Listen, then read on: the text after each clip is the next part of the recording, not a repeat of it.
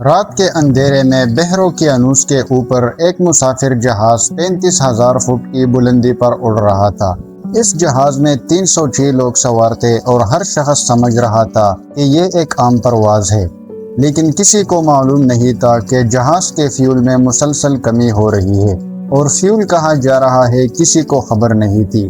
پھر اچانک کوکپٹ میں وارننگ آتی ہے، ایک انجن بند ہو جاتا ہے اور چند لمحوں بعد دوسرا انجن بھی خاموش ہو جاتا ہے۔ اب اس جہاز کے پاس نہ کوئی انجن پاور تھی، نہ نیچے کوئی زمین، صرف چاروں طرف سمندر تھا۔ ایک بہت بڑا ایئر بس A330 اب ایک گلائیڈر بن چکا تھا اور اسے تقریباً 120 کلومیٹر دور ایک رن وے تک پہنچنا تھا۔ ہر گزرتے سیکنڈ کے ساتھ جہاز کے الٹیٹیوڈ کم ہو رہی تھی اور کاکپٹ میں پائلٹ جانتے تھے کہ ان کے پاس صرف ایک موقع ہے۔ اگر رن وے نہ ملی تو 306 لوگوں کے لیے واپسی کا کوئی راستہ نہیں تھا۔ لیکن پھر کیپٹن نے ایک ایسا فیصلہ کیا جو ایوییشن ہسٹری میں ہمیشہ یاد رکھا جائے گا۔ لیکن آخر اس کا فیول کہا گیا تھا، دونوں انجنز ایک ساتھ کیسے بند ہوئے اور پائلٹس نے 306 لوگوں کو موت کے منہ سے کیسے نکالا؟ یہ ہے فلائٹ 236 کی وہ حیران کن کہانی جس میں ایک پیسنجر پلین نے بغیر انجن کے پرواز کی۔ دی ریئل ٹی وی میں ایک بار پھر سے خوش آمدید۔ ناظرین، یہ کہانی ہے 24 اگست 2001 کی، جو ایئر ٹرانسپورٹ کی فلائٹ 236 اٹلانٹک اوشین کے اوپر 39,000 فٹ کی بلندی پر پرواز کر رہی تھی۔ جہاز میں 306 مسافر اور عملہ موجود تھے جو کینیڈا سے پرتگال جا رہے تھے۔ رات کے 4:38 کاکپٹ کی کمپیوٹر پر ایک عجیب وارننگ چمکی۔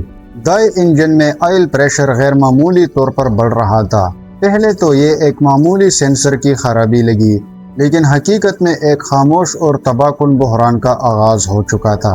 صبح 5:03 پر کمپیوٹر نے نئی وارننگ دی، فیول ان بیلنس، دائیں ٹینک میں ایندھن تیزی سے کم ہو رہا تھا۔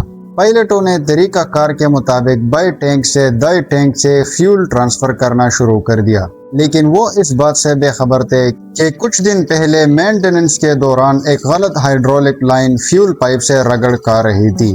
رگڑ سے فیول پائپ میں سوراخ ہو چکا تھا اور ایندھن فی سیکنڈ 1 گیلن کی رفتار سے سمندر میں بہہ رہا تھا۔ بائیں ٹینک سے فیول بیچ کر پائلٹ نادانستہ طور پر اپنا بچہ کچا ایندھن بھی سیدھا سمندر میں بہا رہے تھے۔ 6:13 پر دایاں انجن مکمل طور پر بند ہو گیا۔ پائلٹ نے فوری طور پر ایمرجنسی ڈکلیئر کی اور جہاز کو ازورس کے جزیرے پر واقع لاجیس ایئر بیس کی طرف موڑ دیا، لیکن صرف 13 منٹ بعد یعنی 6:26 پر دوسرا انجن بھی خاموش ہو گیا۔ 33,000 فٹ کی بلندی پر گیپ اندھیرے سمندر کے اوپر 150 ٹن وزنی کمرشل طیارے کا تمام ایندھن ختم ہو چکا تھا۔ لائٹس بجھ گئی، مین سکرینز بلیک ہو گئی اور پاور ختم ہو گئی۔ اب یہ دی وہیکل ایئر بس A330 ہوا میں بغیر انجن کے تیرتا ہوا تاریخ کا سب سے بڑا گلائیڈر بن چکا تھا۔ بغیر انجن کی طاقت کے جہاز 2000 فٹ فی منٹ کی رفتار سے نیچے گر رہا تھا۔ پائلٹ کیپٹن رابرٹ کے پاس صرف ایک موقع تھا، جہاز کو لاجیس کے رن وے تک پہنچانا۔ اگر وہ کم پڑتے تو سمندر میں ڈوب جاتے اور اگر آگے نکل جاتے تو پہاڑوں سے ٹکرا جاتے۔